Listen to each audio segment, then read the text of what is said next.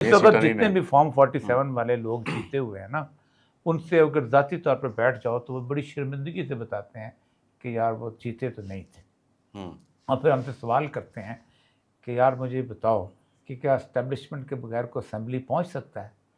तो मैं उनको कहता हूं कि जब इस मुल्क के लोगों ने आज़ादाना तौर पर फैसले करने का इख्तियार दिया गया तो उन्होंने हमेशा सही फैसला किया। इस मुल्क के लोगों ने 1946 में जब इनको कहा गया कि तुम फैसला करो तो उन्होंने बाकायदा आज़ादाना तौर पर फैसला किया। अच्छा। और आप अंदाज़ा करें कि उस आज़ादाना फैसले में कायद-ए-आज़म मुस्लिम लीग जीती। अच्छा, ठीक। उसके बाद इस मुल्क के लोगों को जब 1970 में आज़ादाना फैसला करने के लिए इख्तियार दिया गया, आपने वहाँ किसी किस्म की भी धांधली नहीं की तो शेख मुजीब जीता और जहाँ जुल्फ़िकार अली भुट्टो जीता, जो उनकी एस्पिरेशन थी। एक तीसरा इलेक्शन और है कि जो हमारे ज़माने में हुआ था, 88 का भी हुआ था सब कुछ, लेकिन वो था 2002 का इलेक्शन। 2002 के इलेक्शन में मुशर्रफ बहुत कॉन्फिडेंट था कि कुछ भी नहीं हो सकता, हम जीत जाएंगे, और उसमें किसी किस्म की धांधली नहीं की गई थी। ठीक, आप अंदाज़ा करें कि उसमें नून लीग को भी खुल खेलने का मौका दिया गया था और पीपल्स पार्टी को भी। आपको पता है कि उसमें हुकूमती जमात क्यू लीग हार गई थी। अच्छा। उसकी आम अक्सरियत से 14 वोट कम थे उसके। ठीक, सादा अक्सरियत से।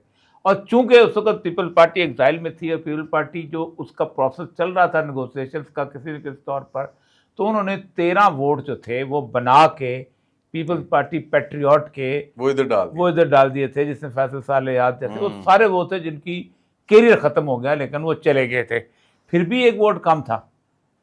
फिर वो सिपाही साहबा जिसको मुशर्रफ गालियां देता होता था, उसका एक बंदा आजम तारक उठाया था और वो उसके साथ उन्होंने वोट करके ज़फ़रुल्लाह जमाली की गवर्नमेंट बनाई गई थी।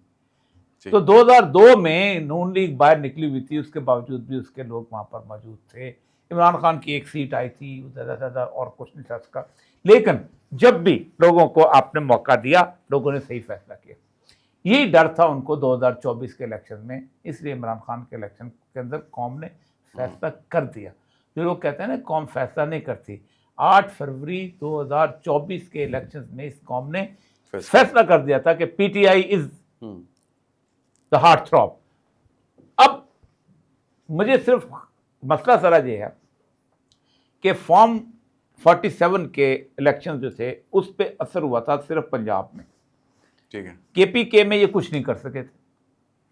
बलूचिस्तान वाले जो थे वैसे रोते थे कि हमारे साथ तो हो ही बुरा रहा है, तो हम तो इलेक्शंस में जाके करेंगे बीका।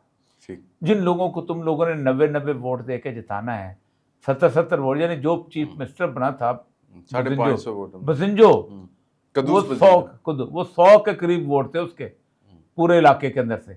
ऐसा कभी बलूचिस्तान में नहीं हुआ था। ठीक है, वो कहते हैं जी बीएलए का खौफ था, बिल्कुल गलत बात है, बीएलए के खौफ की बात नहीं होती। लोग वहां पर ट्राइबल सोसाइटी में रहते हैं। आज भी वहां पर मुसाफिर मारा जाता है, मस्तूम का रहने वाला नहीं मारा जाता, नोशकी का रहने वाला नहीं मारा जाता, खुददार का रहने वाला नहीं मारा जाता, तुर्बत का रहने वाला नहीं मारा जाता। ठीक, ये जो 42 पुलिस वाले मारे गए हैं, ये बहुत लंबी कहानी है, ये किसी दिन इसका मामला निकला तो बहुत खौफनाक होगा। तो ये वो उनका भी, लेकिन आपने सबसे सेंसिटिव एरिया आपका बलूचिस्तान है और उसके बाद गिलगित बल्तिस्तान है, क्योंकि गिलगित बल्तिस्तान का जरिए आपका सीपैक आना है। आपने गिलगित बल्तिस्तान में जो कुछ किया उसकी आपको एक वक्त में सजा जरूर भुगतनी पड़ेगी, क्योंकि भुगती है। 70 के इलेक्शन की सजा आपने भुगती है। उसके बाद सेंसिटिव तरीन इलाका है आपका कश्मीर, यानी एक तवील अरसे तक हम ताना दिया करते थे कि वो देखो हमारे कश्मीर में लाइट्स नज़र आती हैं, तुम्हारे कश्मीर में अंधेरा है। अच्छा, मतलब मुझे याद अच्छी तरह जब पहली दफ़ा मेरे साथ हंस पेलमैन था, मैं जब UNF fund for drug abuse control में था, हम दौरे में गए थे, तो कश्मीर के अंदर इस साइड पे उस वक़्त छतें बन रही थी बहुत ज़्यादा, तो हर दूसरा बंदा जो था वो एस्बेस्टॉस की छतें देख के ना वो घूम रहा होता था, और दूर से वो लाल और नीली और पीली छतें नज़र आती थी। फिर आहिस्ता आहिस्ता वहाँ पर भी डेवलपमेंट शुरू होगी, फिर जम्मू और ये वो सारा। फिर सबसे बड़ी बात ये थी कि हम कहते थे कि हमारे यहाँ एट्रॉसिटीज़ नहीं होती, ہمارے یہاں کشمیری دل سے محبت کرتے ہیں اور ہمارے یہاں کشمیری ڈائسپورا جو ہے وہ پاکستان کے اوپر جان قربان کرنے کو تیار ہوتا ہے. ٹھیک، ہمارے ہاں جو الیکشنز ہوتے ہیں وہ بڑے ٹھیک ہوتے ہیں، اگرچہ کہ الیکشنز ہمارے ہاں سب سے پہلی ریت چلی تھی کشمیر کے الیکشن کو رگ کرنے کی ذوالفقار علی بھٹو نے. سردار عبد القیوم خان جو تھے وہ وزیر اعظم تھے آزاد کشمیر کے، تو وہ بنیادی طور پر بہت زیادہ اینٹی بھٹو تھے اور وہ ان کی بہت زیادہ ان کی جو تھی اپنا جماعت اسلامی کی مولانا مودودی کے بڑے موتقد تھے، لیکن پھر بھی بھٹو کو برداشت کر لیتا. لیکن اس نے ایک بھٹو کو ایک بات کہی تھی، اس نے کہا دیکھو اگر تم کشمیر کے اسٹیٹس کو علیحدہ کرنا چاہتے ہو تو جیسے انڈیا نے کیا ہے نا، کہ انڈیا کی کوئی بڑی پارٹی وہاں پر نہیں جاتی تھی، وہاں کانگریس الیکشن نہیں لڑتی تھی، وہاں اور کوئی سماجوادی ٹائپ الیکشن نہیں لڑتی تھی، وہاں ان کی اپنی پارٹیاں ہوتی تھیں، جیسے نیشنل کانگریس ہوگی شیخ عبداللہ کی. یہاں بھی پارٹیوں کو نہ لے کے آؤ، تم پارٹیوں کو لے آؤ گے کشمیری تقسیم ہو جائیں گے، کشمیری تقسیم ہوں گے تو اس کے بعد پھر تم کا کوئی مستقبل نہیں. لیکن بھٹو کو بہت شوق تھا، اور شوق سے میں تو سمجھتا ہوں کہ بھٹو بنیادی طور پر شملہ ایگریمنٹ کے بعد ایک قسم کا کشمیر بیچ آیا تھا وہاں پر، کیونکہ اس کے بعد طے کر لیا گیا تھا شملہ ایگریمنٹ کے اندر کہ ہم بائی لیٹرل لیول پہ معاملات کو طے کریں گے، ہم کسی عالمی جگہ پہ فورم پہ نہیں لے کے آئیں گے. وہ تو ضیاء الحق آیا تو اس نے تھوڑا سا اس کو اوپن کرنے کی کوشش کی. آج بھی شملہ ایگریمنٹ کی یہ چیز ہے کہ یہ ہمارا ذاتی معاملہ ہے، گھر کا معاملہ ہے، اسی لیے وہ کنٹرول لائن کو انہوں نے چھیڑا ہی نہیں تھا، اور باقی جگہ لوگ واپس آ گئے تھے. چھم جوڑیاں ہم نے فتح کیا ہوا تھا، چھم جوڑیاں ہم کو انہوں نے ہم سے واپس نہیں لیا. یہی وجہ ہوا ہے کہ جب انہوں نے سیاچین لیا تو سیاچین رکھ لیا. ٹھیک ہے، کارگل کی صورتحال ہوئی تو کارگل میں بھی ہم کو کارگل جو ہے وہ جتنا ہم نے لے لیا انہوں نے لے لیا، اس طرح تاکہ یہ چیزیں چلتی رہیں. مشرف نے آخری اس کے اوپر وہ لگایا تھا کہ مشرف نے جس وقت وہ گیا وہاں پر دلی تو اس کے بعد ایک انڈر ہینڈ ایگریمنٹ سا ہو گیا تھا کہ جو ایسے انتظام چل رہے چلتے رہے، اسی لیے اس نے خاموشی کے ساتھ کشمیر کی فینس جو ہے لگانے کی اجازت دے دی تھی، اور وہ فینس وہاں پر لگی ہوئی. وہ جو ہم ایک دفعہ میں انڈیا ٹی وی میں تھا تو میں نے کہا وہ فینس لگی ہوئی ہے، اس نے کہا فینس یقیناً لگی ہوئی ہے، لیکن اس کے باوجود بھی بے شمار جگہ کشمیر کے پہاڑوں کی ایسی ہے کہ یہاں فینس نہیں لگائی جا سکتی، اس لیے انفلٹریشن ہو جاتی ہے. جیسے ہم افغانستان کی ہم نے فینس تو لگا دی، لیکن پھر ہم کہتے ہیں افغانستان سے لوگ آتے ہیں تو اتنا پیسہ خرچ کرنے کی کیا ضرورت ہوتی.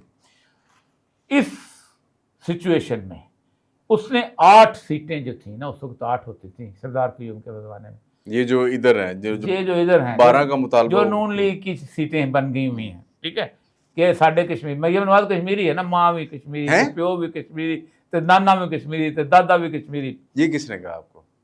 صاحب آپ بے شک 6-7 جیسے سید جو ہیں وہ عرب ہیں، جہاں آ جائیں، ٹھیک ہے نا، رائی جو ہے وہ بھی عرب ہیں، کیونکہ وہ آئے ہوئے ہیں عرب سے آئے ہوئے ہیں، وہ عرب ہیں. پٹھان جو ہے وہ پٹھان ہے، بے شک اس کو پشتو آتی نہ ہو، ٹھیک ہے، لیکن وہ عمران خان ہے، عمران خان کو پشتو نہیں آتی، لیکن ہے وہ اپنا قبائلی علاقے کا، تو وہ کہہ دیا اس نے. یہ وہ کشمیری ہیں جو سال میں ایک دن کشمیر جاتے ہیں، سال میں بھی نہیں جاتے. میں آپ کو بتاؤں، آپ کو ہماری ایک بیچ میٹ تھی تسنیم اسلم، بہت مشہور نام ہے ان کا تو وہ بیچ میٹ تسنیم اسلم سے ہم بیٹھے ہوئے تھے، تو وہ کشمیر کا ڈومیسائل تھا ان کا، اور فارن آفس میں آئی تھی. ظاہر بات کشمیر والوں کو 2% کوٹا ہے پاکستان کی. یہ بڑا پوائنٹ آپ نے نکالا ہے. میاں صاحب کا ڈومیسائل کہاں کا ہے؟ پنجاب کا ہے. تو کشمیری کیوں ہو گیا؟ مریم نواز وقت پہ ہو جاتا ہے نا. ہاں وقت پہ ہو جاتا ہے نا. ہاں وقت پہ. اچھا ہو سکتا ہے ان کے میاں کا ڈومیسائل کشمیر کا. میاں صاحب کے میاں نہیں، میاں صاحب نہیں، مریم نواز کے میاں کا. وہ نزدیک ہے نا ان کے ایبٹ آباد. مانسیرا بھی ادھر نہیں آتا. مانسیرا سے کراس کر کے انہوں نے ایسے ہاتھ پھیرا، دو اپنا سوئمنگ کی، اور گڑی کون سا ہے وہ گڑی بیبولا سے سیدھا کشمیر میں داخل ہو گئے. کون سا دور ہے. میرا خیال ہے میاں صاحب نے الیکشن لڑنا ہوگا اس لیے ڈومیسائل ادھر سے بنوا لیا. تو وہ میں وہی کہہ رہا تھا کہ سمپل سی بات ہے کہ وہ انہوں نے ہمارے ڈی جی صاحب تھے، انہوں نے ایک دن پوچھا کہ آپ کبھی کشمیر گئی بھی ہیں؟ اچھا. کشمیر کا ڈومیسائل. تو ہمارا ایک بہت اللہ بخش فوت ہو گیا بیچ میٹ ہوتا تھا خالد بشیر، اس نے کہا جی وہ گئی تھی ایک دفعہ. تو اس نے کہا کب گئی تھی؟ کہتے ہیں ڈومیسائل بنوانے گئی تھی. بس پھر تو مریم نواز بھی ایک دفعہ جلسے میں ڈومیسائل بنوانے گئی ہوئی تھی. ٹھیک، تو یہ انہوں نے بھٹو نے ان 8 سیٹوں کو پلے کیا. آپ اندازہ کریں کہ لڑائی کس بات پہ ہے؟ 12 سیٹوں پہ. کہ ہم الیکشن کیسے ٹیمپر کریں گے. جا کے انہوں نے 12 بساں دے آئے کہ جی لے لو. 12 بسوں سے تو کچھ نہیں ہوتا ہے نا مسئلہ سارا یہ. میں آپ کو ایک بات بتاؤں، یہ بہت بہت ہی غلط کھیل رہے ہیں. پاکستان کا جو سب سے بڑا ڈائسپورا ہے، جو باہر لوگ آباد ہیں، وہ کشمیری ہیں. لندن میں، برمنگم میں، مانچسٹر کا میئر کشمیری ہے. اور یہ اتنا بڑا ڈائسپورا ہے کہ یہ آپ کو پوری دنیا میں بدنام کر سکتا ہے. ٹھیک. آپ پیرس میں چلے جائیں، آپ جرمنی میں چلے جائیں، آپ ناروے میں چلے جائیں، آپ کو کشمیری ہر جگہ پہ ملے گا. اور یہ کشمیری کسی نے بھجوائے نہیں ہوئے. آپ اندازہ کریں 40s میں 60s کے اندر یہ لوگ وہاں پر جا کے آباد ہوئے ہیں. وہاں پر باتیں کرتے ہیں نا، ہم نے منگلا ڈیم کے ان کو بھیجا، بکواس کرتے ہیں. منگلا ڈیم سے پہلے وہ جا کے وہاں آباد ہوئے تھے. بلکہ ہم نے ایک اسٹڈی کی تھی 1970 کے اندر، 73 کے اندر. یہ جو میر پور کے نا فیملیز لیفٹ بیہائنڈ، ان کے اوپر ڈاکٹر لیک مرزا اور جو لوگ تھے، تو انہوں نے ان کے اندر transcultural unit of secretary جو ہے 60 میں کھلا تھا. اچھا. کہ یہ جو لوگ وہاں پر رہتے ہیں اور اپنے اولاد کی وجہ سے پریشان ہو جاتے ہیں. یہ آپ نے وہ جو کھیل کھیلا ہے نا، آپ کا مورل گراؤنڈ ختم ہو جاتا ہے. بالکل ایسے آپ کا مورل گراؤنڈ ختم ہو جاتا ہے کہ آپ وہاں پر اپنا انفلوئنس کرنے کے لیے، اپنی مرضی کی حکومت لانے کے لیے، اس کا مطلب کشمیری کچھ اور چاہتے ہیں. تو کل تو وہ کہیں گے کشمیری تو آزادی چاہتے ہیں، پاکستان آزادی نہیں دینا چاہتا ان کو. کوئی بھی بات بنائی جا سکتی ہے نا. اگرچہ کہ کشمیری جو ہے وہ پاکستان سے آزادی نہیں چاہتے، میں جانتا ہوں. وہ دل سے آج بھی رو رو کے کہتے ہیں کہ ہم تو پاکستان کے ہیں. یار آپ خود سوچو کہ جس کشمیریوں کا سید علی گیلانی کھڑے ہو کے کہتا تھا ہم پاکستانی ہیں، پاکستان ہمارا ہے، ہم پاکستان سے رشتہ کیا، لا الہ الا اللہ. وہ لا الہ الا اللہ کا رشتہ کہ آپ سامنے کھڑے تھے، آپ ان کے گولے سے بھون دیتے.